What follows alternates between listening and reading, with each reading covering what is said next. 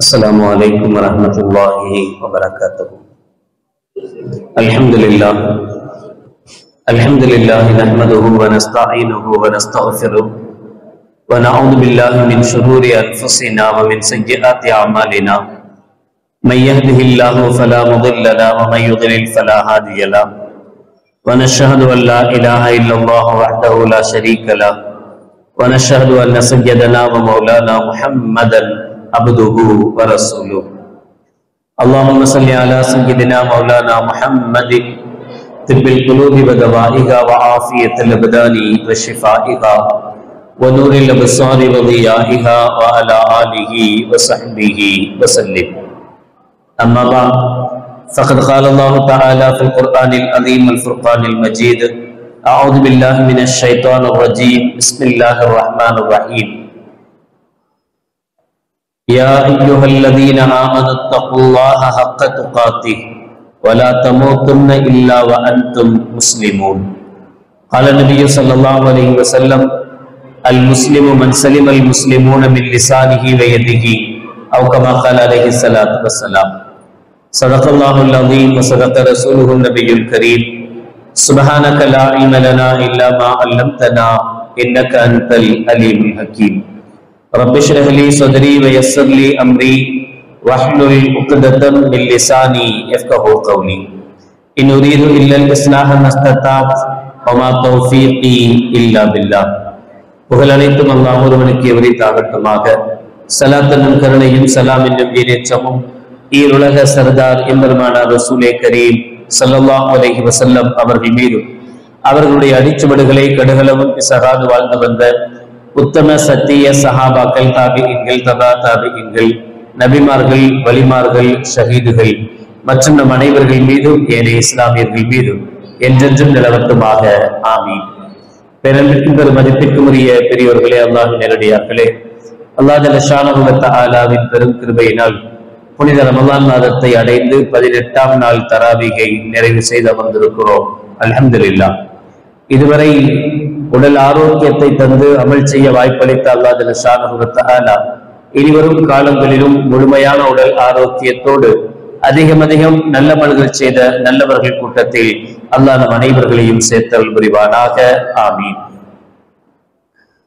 இன்றைய தலைப்பு: உண்மை முஸ்லிம்கள் எங்கே? கண்மணி நாயகம் ரசூலுல்லாஹி ஸல்லல்லாஹு அலைஹி வஸல்லம் அவர்கள் சொல்வார்கள்: அல் முஸ்லிமு மன் சலிமல் முஸ்லிமூன மின் லிசானிஹி வ யதிஹி. உண்மை முஸ்லிம் என்றால் யார் என்றால், அவனால் பிற முஸ்லிமுக்கு நாவாலோ அல்லது கரத்தாலோ தொல்லை ஏற்படாது. ஒரு முஸ்லிமை பார்த்தால் இன்னொரு முஸ்லிம் இவனால் நமக்கு கெடுதி வருமோ, இவனால் நமக்கு கஷ்டம் வருமோ என்று பயப்படக்கூடாது. அவன் முஸ்லிமாக இருக்கும் பட்சத்தில், உண்மையான முஸ்லிமாக இருந்தால் நிச்சயம் அவனால் நமக்கு எந்த தொந்தரவும் வராது. மாறாக உதவிகளும் ஒத்தாசைகளும் தான் வந்து சேரும் என்று நம்ப வேண்டும். அதனால்தான் அல்லாஹ் ஜல்ல ஷானஹு வ தஆலா சொல்கிறான்: யா அய்யுஹல்லதீன ஆமனு தக்குல்லாஹ் ஹக்க துகாத்திஹ். ஈமான் கொண்டவர்களே, அல்லாஹ்வை நீங்கள் முறைப்படி அஞ்சுங்கள். எப்படி அஞ்ச வேண்டுமோ அப்படி அஞ்சுங்கள். அல்லாஹ்வை நான் பயப்படுறேன் என்பது பெயரளவிலோ அல்லது அஞ்சக்கூடாத முறையிலோ இருக்க வேண்டாம். எப்படி அல்லாஹ்வை பயப்பட வேண்டுமோ அப்படி அல்லாஹ்வை பயப்படுங்கள். அதோடு சேர்த்து அல்லாஹ் சொல்கிறான்: வலா தமூத்துன்ன இல்லா வ அன்தும் முஸ்லிமூன். நீங்கள் முஸ்லிம்களாகவே அன்றி மரணித்து விட வேண்டாம். கடைசி மூச்சு வரை நீங்கள் முஸ்லிம்களாக வாழ வேண்டும். கடைசி மூச்சு வரை நீங்கள் முஸ்லிம்களாக இருக்க வேண்டும். முஸ்லிம் அல்லாமல் நீங்கள் மரணித்து விடாதீர்கள். உங்களுடைய ரூஹ் அப்படி பிரிந்து விடக் கூடாது என்று அல்லாஹ் ஜல்ல ஷானஹு வ தஆலா சொல்வார். அப்படியானால் அந்த முஸ்லிம் யார்? இந்த முஸ்லிமுடைய அடையாளங்கள் என்ன? அவன் எப்படியெல்லாம் இருக்கணும்? கண்மணி நாயகம் ரசூலுல்லாஹி ஸல்லல்லாஹு அலைஹி வஸல்லம் அவர்கள் சஹாபாக்களோடு அமர்ந்து பேசிக் கொண்டிருக்கிற நேரத்தில் ஸல்லல்லாஹு அலைஹி வஸல்லம் அவர்கள் ஒரு கேள்வி கேட்கிறாங்க சஹாபாக்கள் எல்லாத்துக்கும். ஒரு மரம் இருக்கிறது, அந்த மரம் உண்மையான முஃமினின் அடையாளம். அது ஒரு முஃமினை போல, ஒரு முஸ்லிமை போல என்று நபிகள் நாயகம் ஸல்லல்லாஹு அலைஹி வஸல்லம் அவர்கள் சொல்கிறார்கள். இன்ன மின ஷஜரி ஷஜரத்துன் தகூனு மிஸ்லல் முஸ்லிம். ஒரு மரம் இருக்கிறது, அந்த மரம் முஸ்லிமை போல. அது எந்த மரம் அப்படின்னு ஸல்லல்லாஹு அலைஹி வஸல்லம் ஒரு விடுகதையை சஹாபாக்கள்கிட்ட கேட்கிறார்.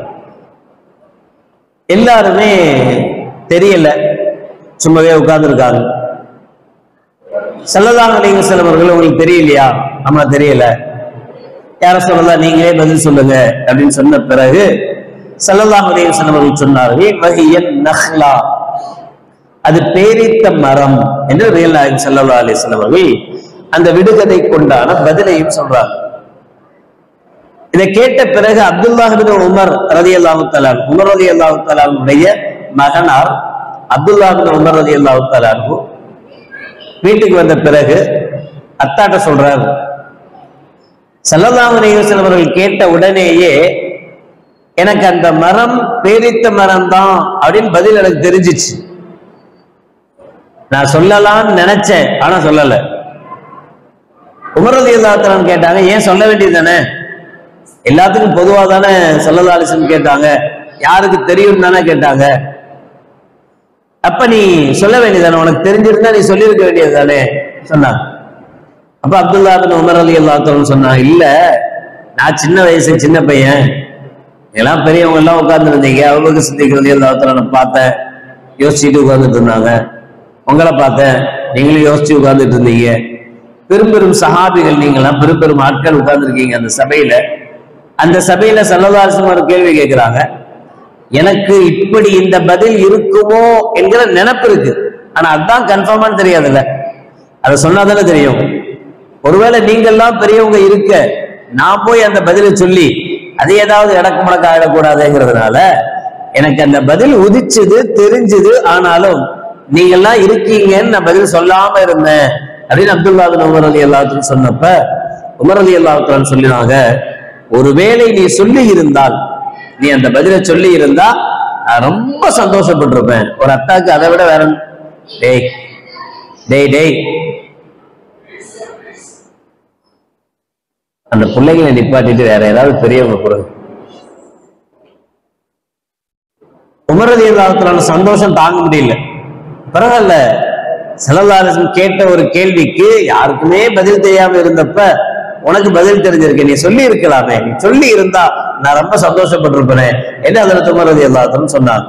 சரி இருக்கட்டும், பேரித்த மரம் எந்த விதத்தில் முஸ்லிம மாறி? நபிகள் நாயகம் ஸல்லல்லாஹு அலைஹி வஸல்லம் அவர்கள் பிறகு வேறொரு ஹதீஸில் இப்படியும் சொல்லுவாங்க, பேரித்த மரத்தினுடைய எந்த பகுதியும் வீணானது கிடையாது. அதனுடைய மரம், அது மரத்துக்கு மேல இருக்கக்கூடிய அந்த சொல்றாங்க அதுக்கு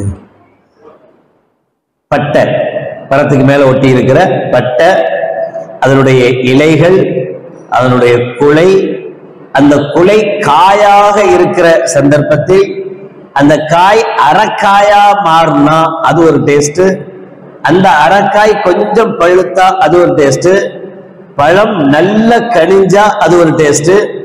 ஆக பேரித்த மரத்தினுடைய எந்த பகுதியும் வேஸ்ட் கிடையாது, எல்லா பகுதியும் பிரயோஜனமானது.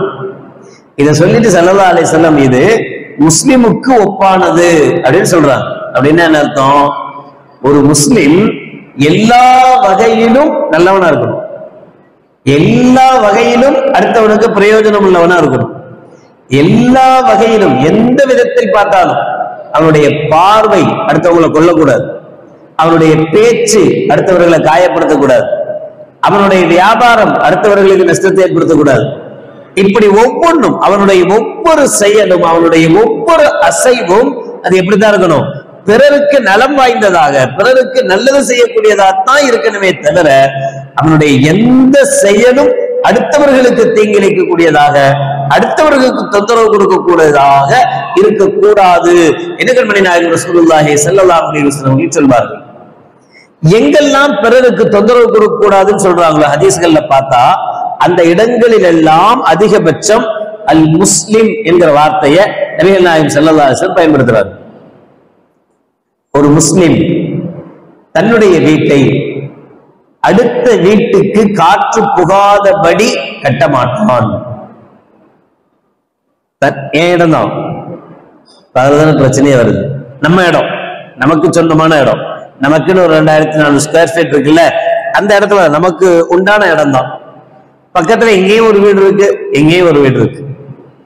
அந்த வீட்டுக்காரன் கரெக்டா 2400 ஸ்கொயர் ஃபீட்ல நூல் பிடிச்ச மாதிரி கட்டிட்டான். கொஞ்சம் கூட கேப் இல்ல, ஒரு அடி 2 அடி. அவங்க ஒரு 2 அடி கேப் விட்டுருந்தா, நாம ஒரு 2 அடி கேப் விட்டுருந்தா, நடுவுல அவனுக்கும் பிரயோஜனம் காத்து வரும், நமக்கும் பிரயோஜனம் காத்து வரும். இந்த பக்க வீட்டுக்காரன் அவனும் கரெக்டா ஷார்ப்பா அவனுடைய இடத்துல நூல் பிடிச்ச மாதிரி கட்டிட்டான். இப்ப நம்ம என்ன செய்வோம், என்ன செய்யறோம்? அவன் பிடிச்சான அவன் விட்டா கட்டினான், இல்ல இல்ல நாம மட்டும் ஏன் விட்டு கட்டணும்? இவன் என்ன வித்தா கட்டினான், நாம மட்டும் ஏன் விட்டு கட்டணும்? அதனால விட்டு கட்டக்கூடாது. அவன் வீட்டோட அவன் சௌத்தோட சேர்த்து அவன் செங்கல் இருக்கும்ல, அந்த செங்கலோட நம்ம செங்கல் சேர்ந்துடும். அவ்வளவுதான். யாராவது வாங்கிட்டு திரும்ப அதை உடைச்சு எடுக்கிறதுக்குள்ள படாத பாடு. நம்ம சவத்தை உடைக்க திக்கு திக்குன்னும். பக்கத்து சவறு கீழே விழுந்துருமோ, விழுந்தா ஒம்புக்கு வந்துருவானே, பயந்து பயந்து தட்டுறோம்ல. ஏன், என்ன காரணம்? கேப்பே விடுறது, ஒட்டி வச்சிருது. ஸல்லல்லாஹு அலைஹி வஸல்லம் அவர்கள் சொல்றாங்க, அப்படி ஒட்டி கட்ட கூடாது. அது அடுத்தவனுக்கு கஷ்டம், நமக்கும் கஷ்டம். எலிவேஷன் இல்லாத சூழல். அதனால என்ன செய்ய வேண்டியது வருது, நமக்காக தனியா ஒரு எலிவேஷன் உள்ள போட வேண்டியது வருது இல்ல. இது மொத்தமா போட்டுட்டா அவனுக்கும் பிரயோஜனம், உனக்கும் பிரயோஜனம் தானே. 2 பேருமே அப்படி நினைக்கணும்ல. அப்ப ஸல்லல்லாஹு அலைஹி வஸல்லம் இது ஒரு சிரமம், ஒரு கஷ்டம், அடுத்தவனுக்கு சிரமம் தர்றது, அப்படி தரக்கூடாது அப்படின்னு சொல்லும் போது என்ன வார்த்தை யூஸ் பண்றாங்கன்னா, ஒரு முஸ்லிம் தன்னுடைய வீட்டை பக்கத்து வீட்டுக்காரனுக்கு காத்து வராதபடி கட்ட மாட்டான். அப்ப ஒரு முஸ்லிமுடைய அடையாளம் என்னன்னா, அடையாளத்தை ஸல்லல்லாஹு அலைஹி வஸல்லம் சொல்லும் போது அவன் பிறருக்கு தொல்லை தர மாட்டான் என்பதைத்தான் சொல்றாங்க. அவன் தொழணும், தொழுகை இஸ்லாமியனுடைய முஸ்லிமுடைய அடையாளம். அவன் ஜக்காத் கொடுக்கணும் அடையாளம், அவன் ஹஜ் செய்யணும் அடையாளம், நோன்பு வைக்கணும் அடையாளம். இதெல்லாம் கம்பல்சரி இருக்க வேண்டிய அடையாளங்கள். இதை தாண்டி சில அடையாளங்கள் இருக்கு. ஒரு முஸ்லிம் சொன்னா அவன் இப்படியும் இருக்க வேண்டும் என்கிற அடையாளம் இருக்கு. அது ஹுக்கூக்குல் இபாதில் கட்டுப்பட்டது. மற்றவர்களிடத்தில் நாம் நடந்து கொள்கிற நடைமுறையை சார்ந்தது. இதுலதான் நாம அதிக கவனம் செலுத்தணும். எந்த அளவுக்கு தொழுகையில் பேணிக்க இருக்குமோ அதே அளவுக்கு பிறருடைய நலவிலும் பேணிக்க இருக்கணும். பிறருடைய நலவுல பேணிக்க இல்லாம வெறும் தொழுகையில் மட்டும் பேணிக்க இருந்தா அந்த தொழுகை நமக்கு பிரயோஜனம் அளிக்காது. அதான் ஸல்லல்லாஹு அலைஹி வஸல்லம் சொன்னாங்க. ஹவாலானா யார் தெரியுமா அப்படின்னு கேட்டாங்க. திவாலா, ஹவாலா இல்ல, ரொம்ப ஹவாலா போய் திவாலா மறந்து போச்சு. திவாலானா யார் தெரியுமான்னு ஸல்லல்லாஹு அலைஹி வஸல்லம் கேட்கிறாங்க. சஹாபாக்கள் சொன்னாங்க, யார் ஒருத்தன்ட்ட அதிகமான பணங்காசுகள் இருக்கு, அதை விட கடன் எல்லாம் சேர்த்து வாங்கி வச்சிருக்கான், மௌத்தா போனா மொத்தமா போயிடும். இப்ப தன்னுடைய சொத்தை விட அதிகம் கடன் வாங்கி குமிச்சு வச்சிருக்கிறவன் திவாலா. இவனுடைய சொத்தை கோர்ட்டு கப்சா பண்ண ஆரம்பிச்சதுன்னா இவன் நடுத்தருக்கு வர வேண்டியதுதான். பாக்குறதுக்கு பெரிய லட்சாதிபதி மாதிரி இருப்பான், கோடீஸ்வரன் மாதிரி இருப்பான், ஆனா பிடிச்சா ஒண்ணும் இல்லாம போயிடுவான். இவன் தான் திவாலாவானவன்.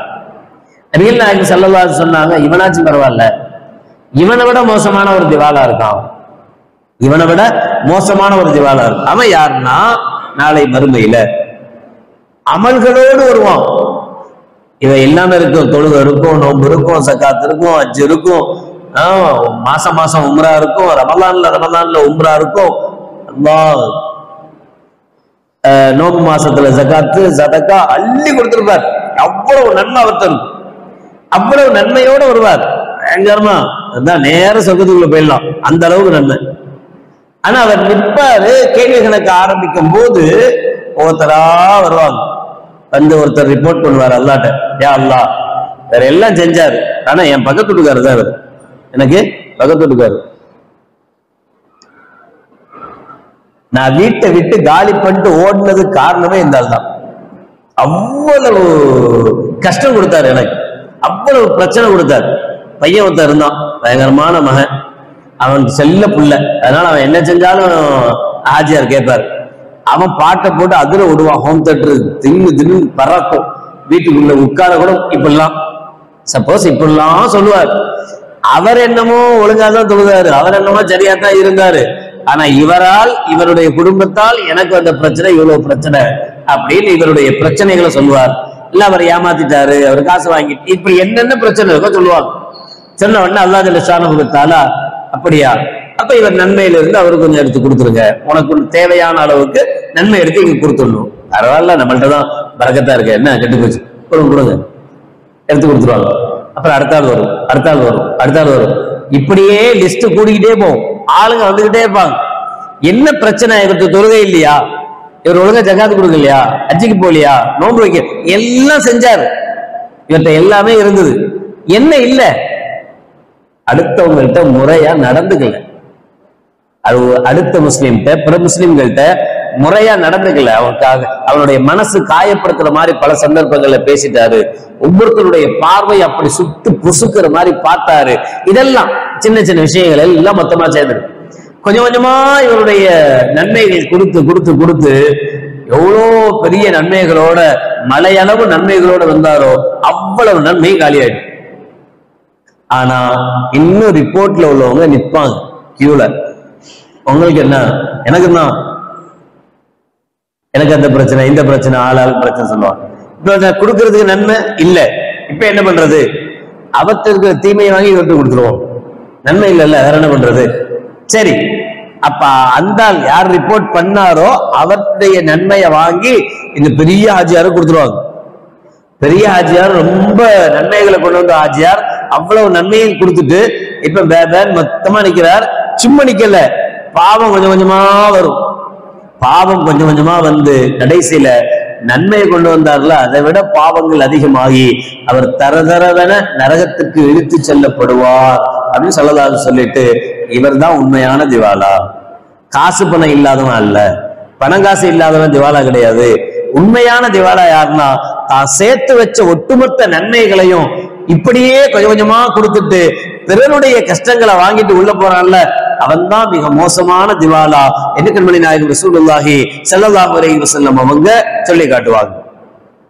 அப்ப நபிகள் பெருமானார் ஸல்லல்லாஹு அலைஹி வஸல்லம் அவர்கள் ஒவ்வொரு விஷயத்திலையும் இந்த அடுத்தவருடைய ஹுக்கூக்குல் இபாதத், அடுத்தவர்களுக்கு செய்ய வேண்டிய விஷயங்களை நாம செய்யலன்னா அதுக்குதான் நமக்கு அதிகமான தண்டனை. வல்லதீன யக்னிஸூன الذهب والفضة ولا ينفقونها في سبيل الله. ஜகாத் எல்லாம் கரெக்டா கொடுத்துடணும். ஏன்னா ஜகாத் நம்ம காசு இல்ல, அடுத்தவங்க காசு. அப்படி கொடுக்கலன்னா அவர்களுடைய விழா எலும்பு எல்லாமே சூடு வைக்கப்படும் என்று அல்லாஹ் ஜல்ல ஷானஹு வ தஆலா தண்டனையை சொல்லி காட்டுகிறார். அப்ப ஒரு மனுஷன் அப்படின்னு இருந்தா, ஒரு மனிதன் பிற மனிதனுடைய, பிறருடைய அல் முஃமினு மன் அமினஹுன் நாஸ், இங்கதான் முஸ்லிம் அப்படின்ற வார்த்தையை சொல்லும் போது அல் முஸ்லிமு மன் சலிமல் முஸ்லிமுன், பிற முஸ்லிமுக்கு தொல்லை கொடுக்க கூடாதுங்கிறாங்க ஸல்லல்லாஹு அலைஹி வஸல்லம். அப்ப மத்தவனுக்கு தொல்லை கொடுக்கலாமா? முஸ்லிமுக்கு தானே தொல்லை கொடுக்க கூடாது. மத்தவங்க காப்பி எல்லாம் இருக்கிறாங்களா, அவனெல்லாம் ஏய்க்கலாமா? அவனுக்கு தொல்லை கொடுக்கலாமா?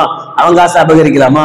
அவனை ஏமாத்தலாமா அப்படின்னு கேட்டா, அல் முஃமினு மன் அமினஹுன் நாஸ், முஸ்லிம் என்கிற பதத்தை விட, வார்த்தையை விட முஃமின் என்கிற வார்த்தை உயர்ந்தது. ஒரு முஃமின், உண்மையான முஃமின் யார் என்றால், பிற மனிதனுக்கு இவனால் அம்மை ஏற்படும், நிம்மதி ஏற்படும், அவன் தான் உண்மையான முஃமின். இவனை பார்த்தா மத்தவங்க பாயா தைரியமா கொடுத்துட்டு போலாம், நம்பிக்கையான மனுஷன் அப்படின்னு சொல்லணும்.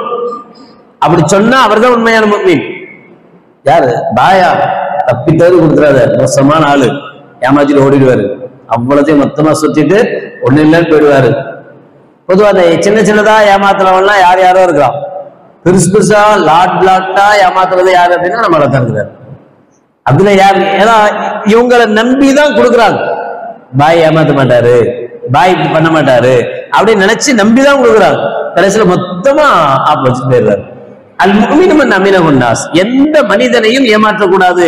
இவனால் பிற மனிதர்கள் நிம்மதி அடைந்திருப்பவன் தான் உண்மையான முஃமின் என்று கண்மணி நாயகம் ரசூலுல்லாஹி ஸல்லல்லாஹு அலைஹி வஸல்லம் அவர்கள் சொல்றாங்க. அபூ உமாமா ரலியல்லாஹு தஆலா அன்ஹு அவர்களுடைய ஹதீஸ்ல ஸல்லல்லாஹு அலைஹி வஸல்லம் அவர்கள் சொல்வாங்க, மனிகத்த ஹக்குன், யார் பிறருடைய உரிமையில் கை வைக்கிறானோ, அடுத்தவருடைய உரிமையை பறிக்கிறானோ, அவன் நரகவாதி. வஹர்ரம அலைஹில் ஜன்னா, அவனுக்கு சொர்க்கம் ஹராம்.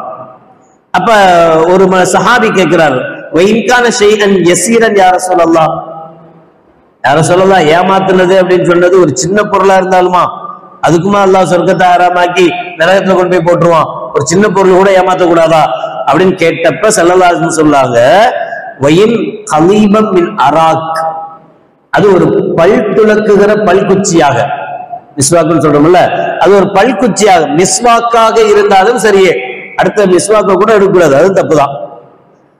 இது ஏன் மிஸ்வாக்கா இருந்தாலும் சரியேன்னு ஸல்லல்லாஹு அலைஹி சொல்றாங்க அப்படின்னா, அடுத்தவன் பிரஷ் எடுத்து நம்ம பல் தேய்க்குவோமா? அடுத்தவன் பிரஷ்ல பல்ல தேய்ப்போமா? தேய்க்க மாட்டோம் இல்ல. பள்ளியாசல்ல பாருங்க, எது வேணாலும் காணா போகும், சாவி காணா போலாம், செருப்பு காணா போலாம், என்ன வேணாலும் காணா போகும். ஆனா மிஸ்வாக் பாருங்க, தைரியமா ஆச்சியார் வருவாரு, நல்ல பல்லுவாரு, தூக்கி அங்கேயே வச்சுட்டு போயிடுவார். பள்ளியாசல்ல அந்த சைட்ல ஃபுல்லா மிஸ்வாக்கா இருக்கும், சில பள்ளிகள்ல பார்த்தா மேல ஃபுல்லா மிஸ்வாக்.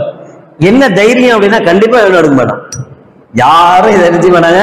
எனக்கு அவனுக்கே மிஸ்வாக் செய்யணும்னு ஆசையா இருந்தா கூட போய் காசு கொடுத்து வாங்கிட்டு வந்து செய்வானே தவிர, அடுத்தவங்க வச்சுட்டு போன மிஸ்வாக் எடுத்து மிஸ்வாக் செய்வானா? மனசே வராது, செய்யவே மாட்டான். சரி, இவன் அந்த மிஸ்வாக் எடுத்து என்ன பண்ண போறான்? இவன் யூஸ் பண்ணுவானா? யூஸ் பண்ண மாட்டான். சரி, வேலுக்கு ஆள் மேல அந்த ஆளுக்கு எப்படியாவது நஷ்டத்தை உருவாக்கணும்னு நினைக்கிறான், அது சின்ன நஷ்டமாவது இருக்கணும்னு நினைக்கிறான். அதனால பாத்துக்கிட்டே இருந்தான். அவர் மிஸ்வாக் பண்ணிட்டு வச்சுட்டு அந்த பக்கம் போன உடனே நைஸா இங்க மிஸ்வாக் எடுத்து தூக்கி தூர போட்டான். இப்ப இந்த மிஸ்வாக்னால இவனுக்கு பிரயோஜனம் இல்லை, ஆனா இவன் என்ன செஞ்சான்? அவருக்கு மிஸ்வாக் அளவுக்கு பாதிப்பை ஏற்படுத்தினால ஸல்லல்லாஹு சொன்னாங்க, அந்த அளவு பாதிப்பை ஏற்படுத்தினாலும் அவன் சொர்க்கத்துக்கு ஹராம் ஆயிடுவான். அந்த அளவுக்கு கூட என்ன செய்யக்கூடாது? செய்யக்கூடாது. அப்ப அடுத்தவர்களுடைய உரிமையை பாதுகாக்கிறதுல ஒரு முஸ்லிம் கண்ணும் கருத்துமாக இருக்கணும். யானையை பார்த்திருப்பீங்க, யானை எவ்வளவு பலசாலியான யானை, பாகன் இருக்கானே, அவனை ஒரு சுத்தி போட்டு மிதிச்சா போதும், இன்னாலே உள்ள உள்ளதெல்லாம் வெளியே வந்துடும் இல்ல. ஆனா அந்த பாகனுக்கு அது ஒரு வாதா கொடுக்குது, நான் உனக்கு கட்டுப்பட்டு இருப்பேன் அப்படின்னு செய்யுது, வாதா கொடுக்குது. எந்த அளவுக்கு அதுக்கு உடலா இது இருக்கு, தெம்பு இருக்கு, நினைச்சா தூக்கி போட்டு மிதிக்கும், எல்லாமே இருக்கு. ஆனா அவன் சர்வசாதாரணமா தைரியமா நடுவுல படுத்து தூங்குறான், 4 காலுக்கு நடுவுல, ஒண்ணும் பண்ண மாட்டேங்குது, அவனை ஏறி மிதிக்க மாட்டேங்குது, தூக்கி போட்டு சுத்த மாட்டேங்குது, ஒண்ணுமே செய்ய மாட்டேங்குது. இதெல்லாம் தாண்டி அதிசயமான ஒரு விஷயத்தை பார்க்கலாம். கெட்டி கூட போட தேவையில்ல, பெருசா கைத்த போட்டு சங்கிலி ஒண்ணும் தேவையில்ல, இருக்கிற இடத்துல அங்குசம் ஒண்ணு கையில வச்சிருப்பான், ஒரு கம்பு, அந்த கம்புக்கு முன்னாடி ஒரு கொலிக்கு மாதிரி இருக்கும் பித்தளையில, அதை போட்டு இழுத்தான்னா வலிக்கும். அந்த அங்குசத்தை போட்டு இழுக்க கூட மாட்டான், ஒரு கால்ல அங்குசத்தை அப்படி தாங்கி வச்சிருவான், சாச்சி வச்சிருவான். சாத்தி வச்சுட்டு போனா இதை தள்ளி விடுறதுக்கு எவ்வளவு நேரம் ஆகும்? காலை நகட்டினா கீழே விழுந்துரும். அவன் அதை வச்சுட்டு போய் குளிச்சுட்டு நாஸ்டா பண்ணி கொண்டாடிட்டு பேசிட்டு பிள்ளைகள் எல்லாம் பேசிட்டு எவ்வளவு நேரம் கழிச்சு அவன் வந்தாலும் இந்த யானைக்கு என்ன நடந்தாலும் அந்த காலை நகட்டாது, அந்த காலை நகட்டாது. அவன் திரும்பி வர்ற வர அங்குசம் அப்படியே இருக்கணும். நகட்டி அங்குசம் கீழே விழுந்தது, வெளுத்து வாங்கிடுவான். திருப்பி ஒரு அடி அடிச்சதுன்னா இவன் செத்தான், ஆனா அடிக்காது. அந்த பாகனுக்கு அந்த எல்லாமே இருந்தும் இது அவனுடைய உரிமை, அவனுக்கு கட்டுப்பட்ட இல்லைன்னா இவன் இப்படித்தான் அப்படின்னு எந்த அளவுக்கு அந்த பாகனுக்கு அந்த இது கட்டுப்பட்டு இருக்கு. ஆனா இந்த காலத்தை பொறுத்தவரை அடுத்த முஸ்லீம் அடுத்தவன் என்பதெல்லாம் தாண்டி அண்ணன் தம்பி கூட அப்படிதான் இருக்கும். அண்ணன் என்னடா தம்பி என்னடா அவசரமான உலகத்திலே ஆகிடுச்சு. இதெல்லாம் இங்கெல்லாம் அண்ணனை பார்க்கவோ தம்பியை பார்க்கவோ நேரம் இல்லை. பக்கத்து வீடு என்றால் பகை வீடு, அண்டை வீடு என்றால் சண்டை வீடு அப்படின்னு ஒரு வாசகம் போட்டிருக்காங்க. பக்கத்து வீடா இருந்தா கம்பல்சரி சண்டை தான். பக்கத்து வீட்டுல ஒருத்தர் நல்லா இருக்கிறான்னா பெரிய விஷயம், தனியா கூப்பிட்டு அவார்டு கொடுக்கணும். இவனால பக்கத்து வீட்டுக்காரங்களுக்கு எந்த பிரச்சனையும் இல்லை, சந்தோஷமா இருக்கிறாங்க அவங்க. ஊர் சைட்லாம் பார்த்திருக்கீங்களா, ஒரு பழக்கம் இருக்கும், வீட்டுல எல்லாமே பொருள் இருக்கும், எல்லாருக்கும் எல்லாமே இருக்கும். எங்கேயாவது வெளியூர் போகணும், வெளியில போகணும் 2 நாள் ஆகும் 3 நாள் ஆகும்னா கூட வந்து பூட்டி வீட்டை பூட்டிட்டு சாவிய பக்கத்து வீட்டுல கொடுத்துட்டு போவாங்க. இன்னைக்கு இருக்கு, சாவிய பக்கத்து வீட்டுல கொடுத்துட்டு போவாங்க. அவ்வளவு நம்பிக்கை பக்கத்து வீட்டு மேல இருக்கும். பார்ப்போம், இல்லல்லா கண்ணில் கூட காட்டிட கூடாது, இது என்ன மாதிரி சாவின்னு கூட அவனுக்கு தெரிஞ்சிட கூடாது, தெரிஞ்சா கள்ள சாவி போட்டுருவான். எவ்வளவு நம்பிக்கை நமக்கு ஒரு பக்கத்து வீட்டுக்கார மேல இருக்கிற நம்பிக்கை, எந்த அளவுக்கு நம்பிக்கை. இன்னைக்கு ஊர்கள்ல பாருங்க, ஊர்கள்ல ஏத்த வீட்டுல பக்கத்து வீட்டுல மாசக்கணக்கில் வெளியூர் போறவங்க கூட தைரியமா வீட்டு சாவி அங்க ஏத்த வீட்லயோ பக்கத்து வீட்லயோ தைரியமா கொடுத்துட்டு வந்துடுறாங்க. இன்னும் சொல்ல போனா அவங்க வீட்டை திறப்பாங்க, டெய்லி வீட்டை திறந்து பெருக்கி லைட் போட்டு விட்டு வருவாங்க. அது வீட்டுக்குண்டான எல்லா பொருள்களும் எல்லாமே சுத்தமா அப்படியே இருக்கும், ஒன்னையும் தொட மாட்டாங்க, எதையும் எடுக்க மாட்டாங்க. அவ்வளவு நம்பிக்கை இருக்கு, இல்லாமலாம் போகல. அதனாலதான் கொஞ்சமாவது மழை பெய்யுது, அதுவும் இல்லாம போனாதான் உலகம் அழிஞ்சிருமே. கொஞ்ச நெஞ்சம் இருக்கு. ஆனா எந்த அளவுக்கு நம்ம வாழ்றோம் அப்படின்னா, அது பக்கத்து வீடு அவன்கிட்ட சகஜமா இருக்கணும். நபிகள் நாயகம் ரசூலுல்லாஹி ஸல்லல்லாஹு அலைஹி வஸல்லம் சொன்னாங்கல்ல, எந்த அளவுக்கு பக்கத்து வீட்டுக்கு உண்டான உரிமை இருக்கிறது என்று அல்லாஹ்வுடைய வஹி எனக்கு வந்துகிட்டே இருக்கு அப்படின்னா, ஒரு கட்டத்தில் எனக்கு பயமா இருக்கு, நாம மௌத்தா போனா பக்கத்து வீட்டுக்கார வாரிசாவா என்று அல்லாஹ் சொல்லிடுவானோ அப்படின்னு நான் பயப்படுறேன். வாரிசாகிறது புள்ள தானே, பெத்த புள்ளதான் வாரிசாவான், பெத்த பிள்ளைக்கு தான் சொத்துல பங்கு கிடைக்கும். குழந்தைகளே இல்லைன்னா அண்ணன் தம்பிக்கு பங்கு கிடைக்கும், குழந்தைங்க இருந்தா அண்ணன் தம்பி கூட பங்கு கிடைக்காது. இந்த சூழ்நிலையில ஒரு பக்கத்து வீட்டுக்காரனுக்கு என்ன உரிமை இருக்குதுன்னு சொன்னா, ஒருவேளை நான் மௌத்தா போனா இறந்து போனா பக்கத்து வீட்டுக்காரனுக்கு சொத்துல பங்கு கொடுக்கணும் அப்படின்னு அல்லாஹ் சொல்லிடுவானோன்னு நினைக்கிற அளவுக்கு அல்லாஹ் ஜல்ல ஷானஹு வ தஆலா பக்கத்து வீட்டுக்காரனுடைய உரிமையை பற்றி எனக்கு சொல்லி தந்திருக்கான் என்று கண்மணி நாயகம் ரசூலுல்லாஹி ஸல்லல்லாஹு அலைஹி வஸல்லம் சொல்றாங்க. அவ்வளவு ஹக்கு, அவ்வளவு உரிமைகள் பக்கத்து வீட்டுக்காரங்களுக்கு உண்டான உரிமைகள் இருக்கு, ஏத்த வீட்டுக்காரர்களுக்கு உண்டான உரிமைகள் இருக்கு. அவங்க வீட்டுல ஏதாவது நல்லது கெட்டதுன்னா நாம முன்னாடி நிற்க வேண்டிய அவசியம் இருக்கு. இது எல்லாமே நாம செய்ய வேண்டியது. நபிகள் நாயகம் ஸல்லல்லாஹு அலைஹி வஸல்லம் அவர்கள் கிர்கிரா என்கிற ஒரு சஹாபி ஃபமாத்த ஃபதஹபு யன்துரூன இலைஹி ஃபஜது இபாஅத்தன் கத் கல்லஹா, அவர் இறந்து போயிட்டார். அவர் இறந்த பிறகு இத்தனும் சாதாரணமா இறந்து போல, ஜிஹாத்ல இறந்து போயிருக்கிறார். மார்க்கத்துக்காக போய் நின்று அவருடைய உயிரே ஷஹீதாகி இருக்கார், சுகதா ஷஹீது. நபிகள் நாயகம் ஸல்லல்லாஹு அலைஹி வஸல்லம் அவர் அடக்கப்பட்ட பிறகு ஸல்லல்லாஹு அலைஹி வஸல்லம் அவர்கள் அவர் வீட்டுக்கு ஆள் அனுப்புறாங்க. வீட்டுக்கு ஆள் அனுப்பி அவரை பத்தி கொஞ்சம் விசாரிச்சுட்டு வாங்க, அவர் ஏதாவது பொருள்கள் வச்சிருக்கிறாரா கேட்டு வாங்கன்னு அனுப்பி விட்டாங்க. அப்ப வந்து பார்த்தா அப்ப சொல்றாங்க, அவர் ஒரு பொருளை ஜிஹாதில் உள்ள பங்கு வச்சு கொடுப்பாங்க, இவங்களுக்கு இது அவங்களுக்கு இதுன்னு பங்கு வச்சு கொடுப்பாங்க. அப்ப இவர் என்ன செஞ்சிட்டாரு, இவருக்கு பிடித்தமான ஒரு பொருள் ஜிஹாதுல கிடைச்சது, அதை என்ன செஞ்சாரு, நைசா யாருக்கும் தெரியாம எடுத்து வீட்டுக்கு கொண்டு வந்துட்டார். அந்த பொருள் வீட்டுல இருந்துச்சு. நபிகள் நாயகம் ஸல்லல்லாஹு அலைஹி வஸல்லம் சொன்னாங்க, இவர் ஷஹீதாகியும் கூட அந்த பொருள் இவருடைய வீட்டுல இருந்ததனால இவருடைய கபரில் அதாபு செய்யப்படுகிறார் அப்படின்னு சொல்லி அந்த பொருளை முதல்ல வாங்கி பைத்துல் மால்ல நபிகள் நாயகம் ஸல்லல்லாஹு அலைஹி வஸல்லம் சேர்த்தாங்க. இன்னைக்கு யார் யாரெல்லாமோ பைத்துல் மால் ஆரம்பிக்கிறாங்க, யார் யாரெல்லாமோ ட்ரஸ்ட், கொஞ்சம் கூட பயம் ஒண்ணுமே கிடையாது. சொல்லுவாங்க, சாதாரணமா சொல்லுவாங்க, பள்ளிவாசலுடைய ஒரு குச்சி கூட நம்ம வீட்டுக்கு போயிடக்கூடாதான். பள்ளிவாசலுடைய ஒரு குச்சி நம்ம வீட்டுக்கு போனாலும் வீட்டுல இருக்கிற எல்லா பொருளையும் காலியாக்குறதுக்கு அந்த குச்சி போதுமா. அதனாலதான் பள்ளிவாசல் பாயை எடுத்து சில பேர் பல்லு குத்துவாங்க தெரியுமா, பள்ளிவாசல் பாயை பிச்சு எடுத்து பல்லு குத்துற பழக்கம் வச்சிருப்பாங்க, திட்டுவாங்க, பல்லு குத்தாத, ஏன் பள்ளிவாசல் குச்சி, அது பள்ளிவாசல் வக்ஃபு சொத்து, அது வக்ஃபு செய்யப்பட்டிருக்கு, தொழுகையாளிகளுக்கு என்று வக்ஃபு செய்யப்பட்ட சொத்து, அதை குறைபடுத்தக்கூடாது, அதுல குறை வரக்கூடாது. பள்ளிவாசல டேப் இருக்கு, ஃபுல்லா தண்ணி டேப் வச்சிருக்கிறாங்க, அது பிளாஸ்டிக்ல இருக்குன்னு வச்சுக்குவோம். அந்த பிளாஸ்டிக் டேப்ப நாம இயக்குறதுனால உடையிற மாதிரி தாம் தூம் போட்டு உடைக்க கூடாது. ஏன், அது வக்ஃபு சொத்து. யார் யார் பள்ளிக்கு வர்றாங்களோ அவங்க உபயோகப்படுத்துறதுக்காக அந்த டேப்பை வாங்கி வச்சிருக்கிறாங்க, அது நம்மால் குறைபடுத்தப்படக்கூடாது. நாம 4 டேப் வாங்கி கொடுக்கலாமே தவிர பள்ளிவாசல் டேப் உடைகிறதுக்கு நாம காரணமா இருக்கக்கூடாது. பாருங்க, பள்ளிவாசல்ல பாத்ரூம்ல எத்தனை பக்கெட் வாங்கி போட்டாலும் சரி, எத்தனை ஜக் வாங்கி போட்டாலும் சரி, புது ஜக்கா இருக்கும், மறுநாளே கைப்பிடி காணாம போயிடும், கீழே உடஞ்சு போயிடும், பக்கெட் உடஞ்சு போயிடும், என்னமெல்லாம். ஏன் பக்கெட் வீட்டுல உள்ள பக்கெட் வாங்கி போட்டா 10 வருஷத்துக்கு அப்படியே இருக்கு, ஒன்னாகாம. பள்ளியாசல் பக்கெட் மட்டும் ஏன் அப்பப்போ உடஞ்சு போகுது அப்படின்னா கைங்கரியம், நம்மளுடைய கைங்கரியம் தான். நம்ம அதை கரெக்டா யூஸ் பண்றது இல்ல. அதனால என்ன இருக்கு, பள்ளியாசல் பக்கெட் தானே, போன வேற வாங்கி போட்டுருவாங்க. அப்ப பிற உரிமையை பாதுகாக்கிறதுல, அடுத்தவர்களுடைய உரிமைய விஷயத்துல ரொம்ப ரொம்ப கவனமாக இருக்கணும் என்பதுல கண்மணி நாயகம் ரசூலுல்லாஹி ஸல்லல்லாஹு அலைஹி வஸல்லம் அவர்கள் ரொம்ப தெளிவாக இருந்தார். அதுல கடனுடைய விஷயம் ஏற்கனவே கடன் சம்பந்தமாக தனியாகவே நம்ம பேசிட்டோம், அதனால அதை சொல்ல வேணாம். ஆயிஷா ரலியல்லாஹு தஆலா அன்ஹா சொல்றாங்க, மன் வலம கியத ஷிப்ரின் துஃபிகஹு மின் சபிகி அர்லீன.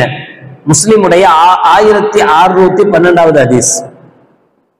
யாராவது ஒருவன் அடுத்தவனுடைய நிலத்திலிருந்து ஒரு ஜான் அளவு நிலத்தை அபகரித்திருப்பானேயானால் அவன் 7 பூமி வரை உள்வாங்கப்படுவான்.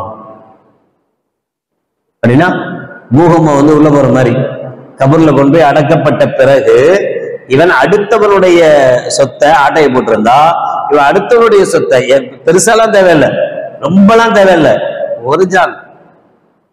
ஒரு ஜான் அளவுக்கு அடுத்தவன் சொத்துல இவன் பில்டிங் கட்டியிருக்கான், அடுத்தவன் சொத்தை இவன் அபகரித்திருந்தால்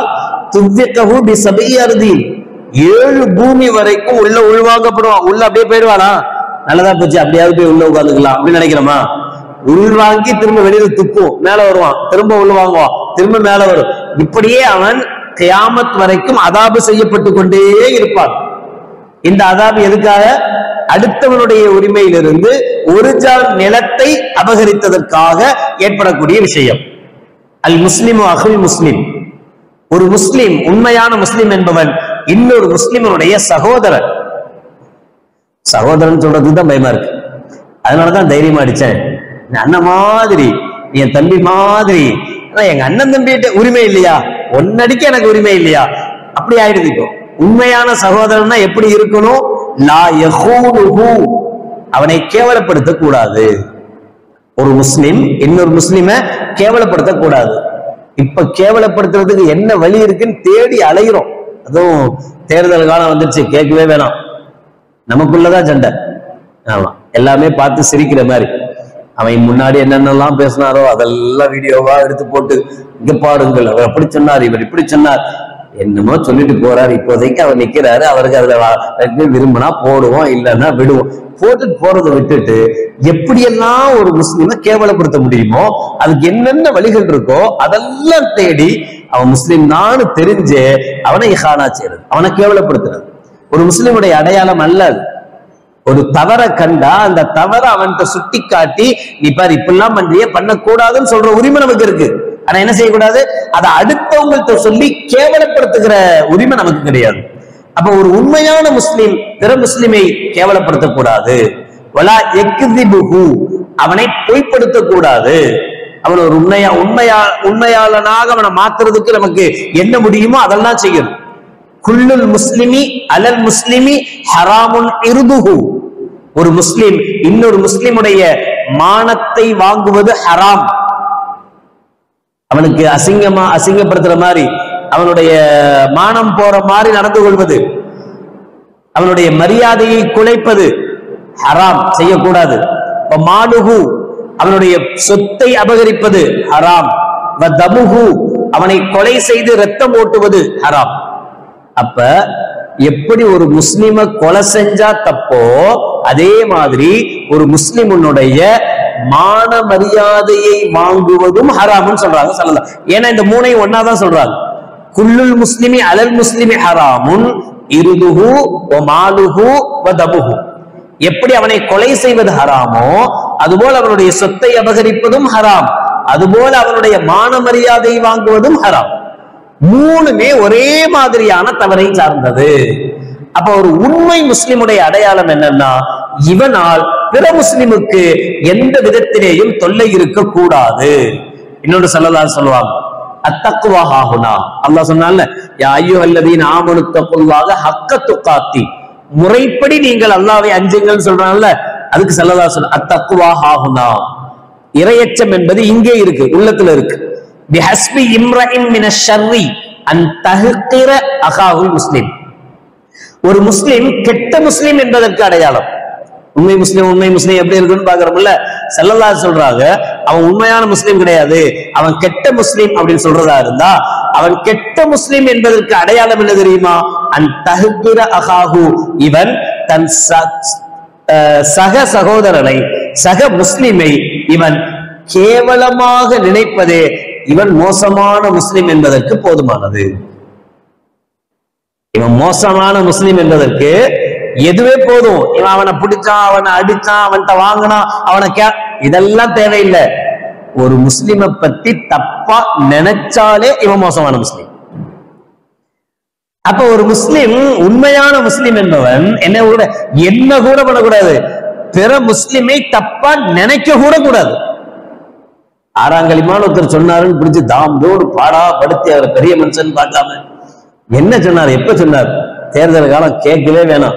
அநியாயம், பாவம், வேட்பாளர்கள்லாம் செத்தாங்க. அவரும் வேற வழி இல்லை.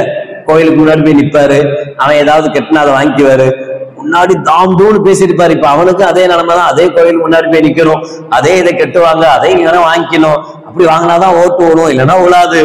அவர் காரணம் சொல்லுவாரு, நான் என்ன கும்பிடவா செஞ்சேன், நான் என்ன வணங்கவா செஞ்சேன், அவங்க மரியாதை செய்யணும்னு கூட்டு போனாங்க, தாப்பா கட்டினாங்க, துண்டை கட்டி விட்டாங்க, அதுல ஒண்ணு தப்பு இல்லையே பாரு. இவர் செய்யும் போது மட்டும் தப்பில்லைன்னு தெரியும், இதுக்கு முன்னாடி இவர் திட்டும் போது மட்டும் தப்பா தெரியும். அதுதான் பிரச்சனை. அந்த அடுத்தவனை கேவலமா நினைக்காது. அவன் முஸ்லிம் என்றால் அது மாதிரி அவன் நடந்திருப்பான் என்று இன்னொரு முஸ்லிமின் மீது நல்ல எண்ணம் வைக்கணுமே தவிர இன்னொரு முஸ்லிமை தவறாக நினைக்க கூடாது என்பதை கண்மணி நாயகம் ரசூலுல்லாஹி ஸல்லல்லாஹு அலைஹி வஸல்லம் அவர்கள் சொன்னார். மன் அல் முஃமினு மன் அமினஹுன் நாஸ் அலா திமாஇஹிம் வ அம்வாலிஹிம்.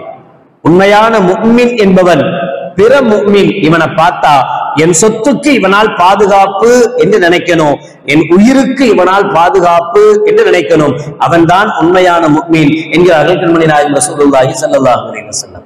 அப்ப ஒரு உண்மை முஸ்லிம் என்பவன் வெறும் தொழுகையில் சரியாக இருந்து ஐவேளை கடமைகளில் சரியாக இருப்பவனுக்கு பெயர் மட்டும் உண்மையான முஸ்லிம் அல்ல. அதையும் தாண்டி சக முஸ்லிம்களிடத்திலேயும் சக மனிதர்களிடத்திலேயும் யார் உண்மையான மனிதாபிமானத்தோடு நடந்து கொள்கிறானோ, பிறருடைய உரிமையை பாதுகாக்கிறானோ, பிறருடைய உரிமையில் கை வைக்காமல் இருக்கிறானோ, அவன்தான் உண்மையான முஸ்லிம் என்று குர்ஆனும் ஹதீஸும் நமக்கு உணர்த்துகிறது.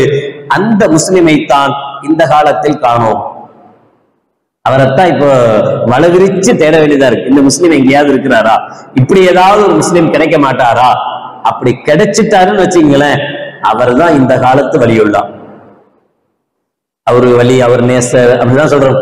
வயதில் பெரிய வழியா இருக்கலாம். ஆனா இந்த காலத்துல ஒரு மனுஷன் அடுத்தவனை பத்தி கூட தப்பா நினைக்காம ஒரு மனுஷன் இருக்கிறான்னு சொன்னா அவன் பரவாயில்ல, 2 வக்து தான் தொழுவான், 3 வக்து தொழுவாம இருந்தா கூட அவர் வலியுள்ளான்னு சொல்லுவான்.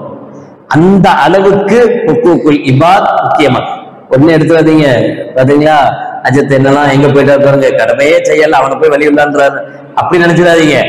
ஒரு வேளை அதை கூட அல்லாஹ்வே சொல்றான், நான் என்னுடைய ஹக்குல நீ தப்பு செஞ்சா நான் நினைச்சா மன்னிப்பேன், ஆனா அடுத்தவன் ஹக்குல நீ தப்பு செஞ்சா அவன் மன்னிக்காத வரை நான் மன்னிக்க மாட்டேன். இதுதான் அல்லாஹ்வுடைய ஸ்டேட்மெண்ட்.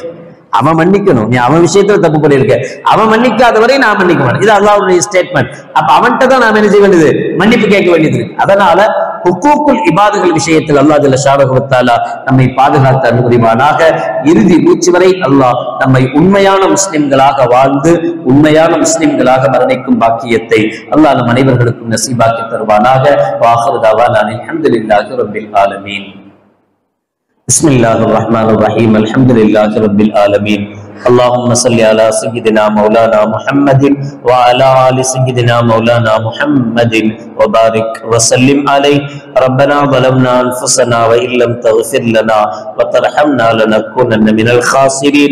ربنا اغفر لنا ذنوبنا وإسرافنا في أمرنا وثبت أقدامنا وانصرنا على القوم الكافرين. اللهم تقبل منا صلاتنا وصيامنا وقيامنا وركوعنا وسجودنا وتخشعنا تخشعنا وتضرعنا وتمم تقصير أعمالنا وتجاوز عنا سيئاتنا وتوفنا مع الأبرار. اللهم إنك عفو تحب العفو فاعف عنا يا كريم يا رحيم يا الله. ربنا آتنا في الدنيا حسنة وفي الآخرة حسنة وقنا عذاب النار.